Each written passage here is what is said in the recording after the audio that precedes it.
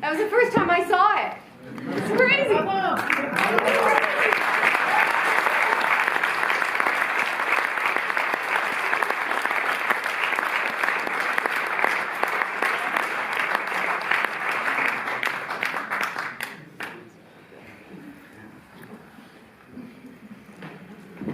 Je découvre aussi. Nous aussi un peu, avec Caroline de Tournai, la monteuse.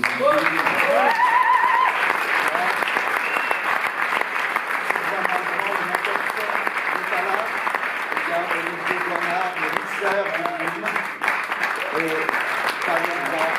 vous arrête à étalonner le film. Voilà l'équipe. Et Yann Broly de Magnolia, film pour toute la post-production.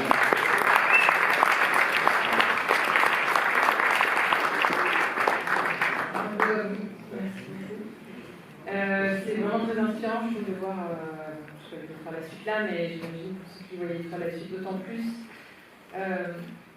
ce personnage qui navigue sans cesse entre l'exigence inouïe et une liberté folle.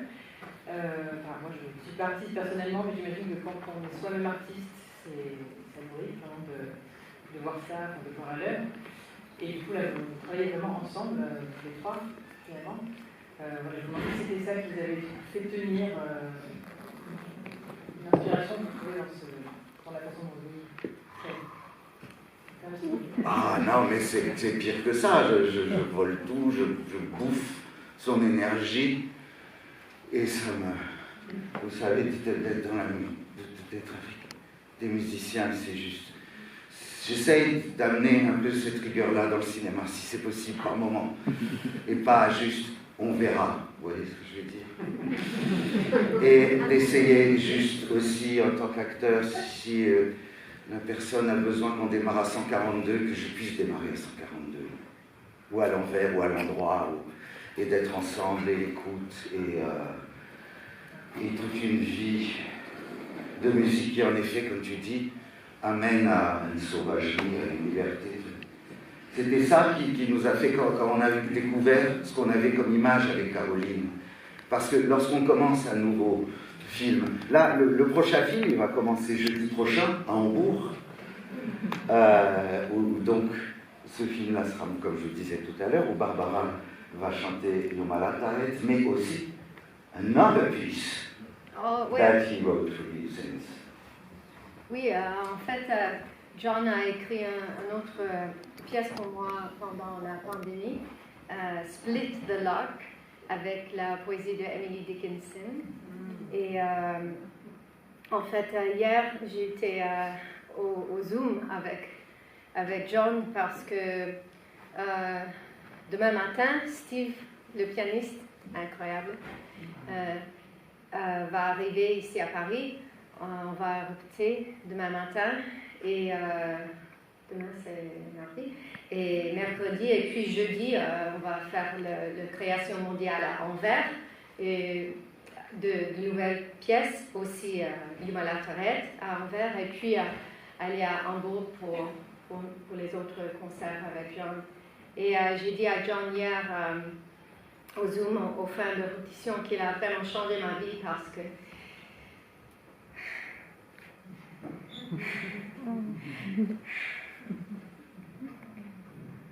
qu'il m'a donné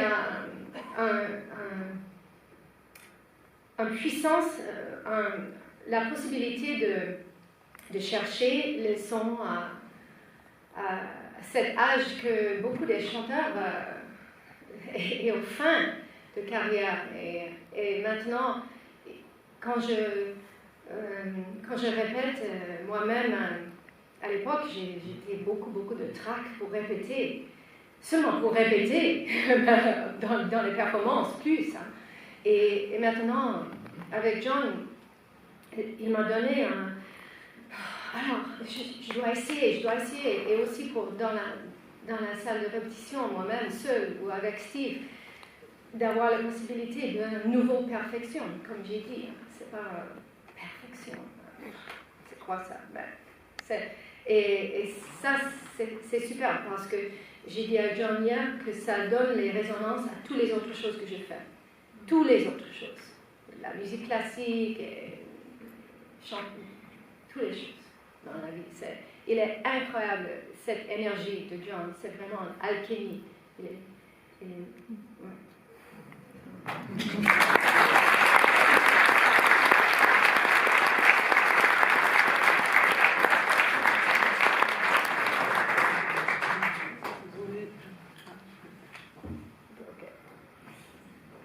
Excusez, monsieur, des défauts techniques ou de la simplicité parfois due au fait que vous soyez seul, mais finalement, c'est une marque aussi de votre engagement dans cet espace avec les musiciens, et je pense que ça, voilà, effectivement, la perfection est statique et ça apporte aussi une pierre à cette construction commune.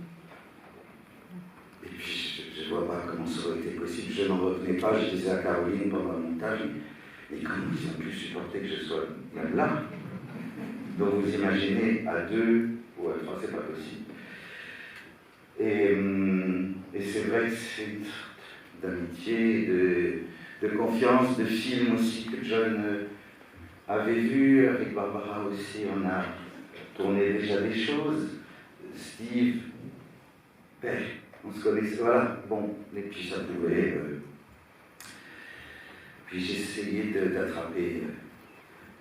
Vraiment quelque chose. C'est ça qu'on a essayé de faire avec Caroline. C'est pour ça que ce film-là est un peu plus long, parce que finalement, c'était la précision de ce qu'ils sont en train de chercher et comment John, qui dit par mail « Désolé, je ne peux rien changer, tu dois faire ça, c'est comme ça, sinon la macrostructure s'écroule », et comment peu à peu, il travaille pour les musiciens.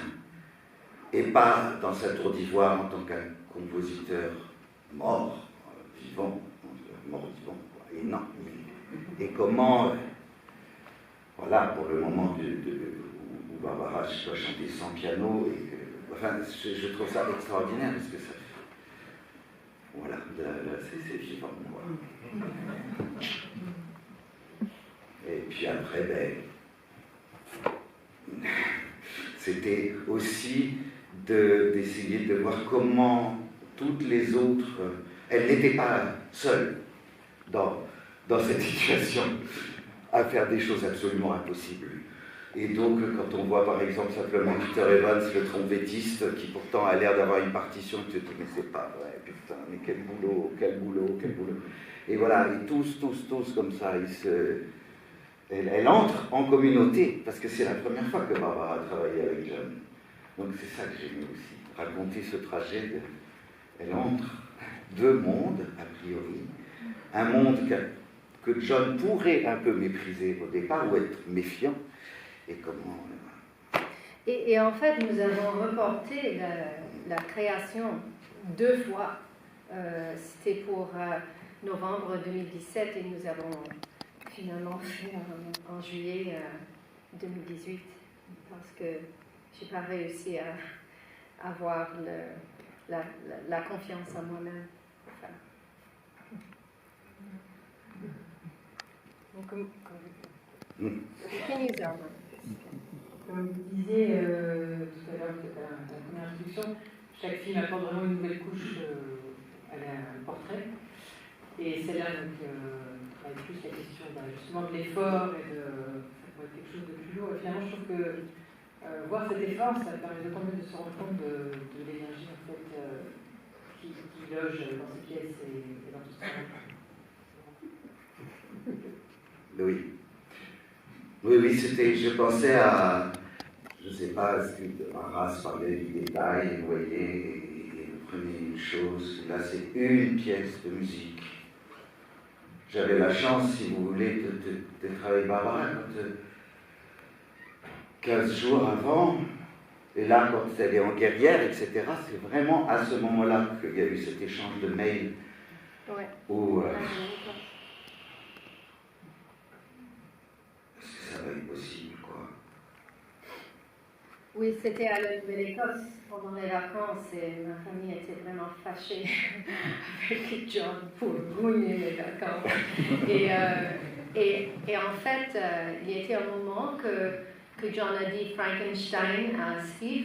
C'était parce que pendant les vacances, Steve était aussi en vacances, je ne sais pas où, et how do you say he broke his clavicle? Il s'est pété la clavicule Ouais. avec une vague au Brésil. Et puis j'ai pensé, oh, peut-être on peut reporter une fois. Mais non! He recovered, so we had to do it. Et c'est 3 jours, même pas de répétition. Hein. You had rehearsed with Steve how many times before? Nous avons eu un jour ou 2 jours à New York avant de décider de remonter parce que c'était impossible pour moi. Et puis c'était 2 ou 3 jours à Lisbonne. Ouais. Mais c'est comme ça toujours avec Steve parce qu'il habite à New York et il joue pour le New York City Ballet. Il n'a pas beaucoup de temps, alors il arrive comme demain. Et juste un jour et demi répétition, paf! Mais il est un monstre.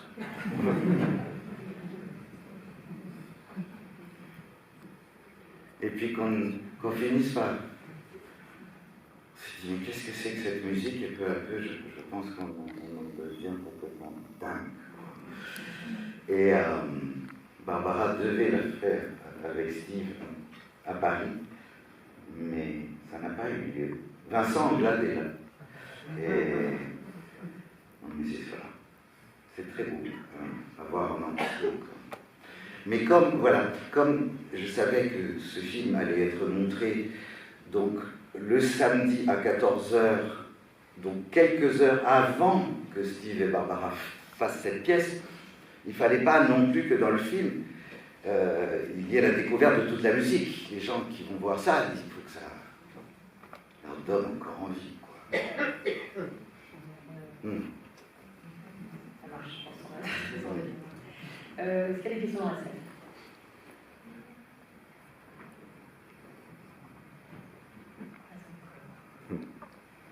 Et alors, comment on tient, du coup, quand on a, vous disiez, filmé sans but, je ne sais plus quelle était la formule exacte. Sans raison, j'ai pu Sans dire. raison, voilà. Comment on monte un film qui a été filmé sans raison? Déjà, il y a tout simplement les moments où il se trouve que je filme. Je me dis jamais, oh là là, il faut absolument que je sois à tel endroit parce que John fait telle chose. Il n'y a pas un producteur pour me dire, ou avec qui discuter, je fais ça tout seul. Donc, j'aime bien que ce soit le hasard qui n'en est pas un hasard à la Lamarthe. Voilà, je pense beaucoup à André, à vrai dire, lorsque je fais des films comme ça. Je pense au portrait d'André, je pense à lui filmant la danse. Et donc, on se retrouve par moments. Et à vrai dire, ce Zone 3, c'est surtout filmé au moment de la projection du Zone 2 à Lisbonne, lorsqu'il y a eu 4 jours de musique de John, et où Barbara et Steve ont créé pour la première fois une talent. Et voilà, et qu'est-ce qui se passera? Ben voilà, donc, et après avec Caroline, c'est vraiment ce que je vous disais, on regarde tout ce qu'on a. Je me souvenais des mails, j'ai demandé à John et à Barbara de me repasser de voir s'ils voulaient bien me donner ces mails, qui m'ont vraiment, là voilà, là il y avait quelque chose. Je me suis dit, mais c'est génial, il y a un scénario, on dirait Rocky. Il y a une histoire, voilà. Et c'est ça. Et donc déjà, ça faisait ça. Et puis, et ensuite, je cherche, c'est vrai, des images que je peux filmer avec le téléphone, comme beaucoup de gens, ou avec mon petit Unix.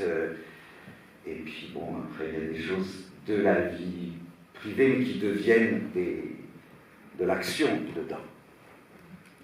Quand Barbara fait de la guitare électrique, en fait, elle est en train de se moquer de moi ou de s'amuser parce que je devais apprendre la guitare pour tralala. Donc voilà, en train de... Et à un moment, elle s'est amusée, et puis là, ça raconte autre chose, quoi. Ça raconte comme si elle voulait rentrer dans la musique. Et après, ben voilà, il devait jouer à Pleyel. Finalement, il était au New Morning au dernier moment. Barbara était à Paris, elle va là. Bon, j'avais ma caméra et je filme ça. Et dans notre récit avec Caroline, ça devient... On avait vraiment un plan, hein, et ça devenait avec les lettres, les mails, et là, on appelait cette partie Barbara enzornée. Barbara est enzornée, et donc voilà. Donc ça, c'était assez précis. Et puis sinon, techniquement, moi, j'avais besoin aussi de monter avec la partition. Voilà. Je montais avec la partition pour vraiment voir exactement de quoi, sur quoi il travaillait, quoi. Et Caroline aussi. Donc du coup, par exemple, pour toute la fin, où on voulait que ça parte vers un certain... une extase musicale, de voir à chaque fois, que ce soit en Hollande, à Den Bosch, que ce soit à Lisbonne, que ce soit dans les répétitions, quels sons j'avais pour telle mesure de telle déesse, pour voir quelles images quels sons je pouvais utiliser aussi. Il y a ça qui a décidé des choses. Mais... Et après, ben, grâce à Sylvain Malbranc et Olivier Boinard, qui est aussi musicien, qui a mixé le film, voilà, c'est comme Stéphane Thiebaud qui est là, qui a mixé le premier, ils arrivent à donner l'impression que, bon, ça va, quoi, ça va. Et là, je me suis acheté encore, je me suis surtout, pour le quatrième, je me suis surtout concentré sur des accroches, des possibilités d'accroche plus pratiques où je ne suis pas obligé de le mettre par terre, ou sur le piano quand ça tombe. J'ai trouvé des systèmes de trépied qui pourront... voilà. Et une quatrième source son. Un autre H2, j'aime beaucoup les H2 parce que c'est tout petit. Et voilà.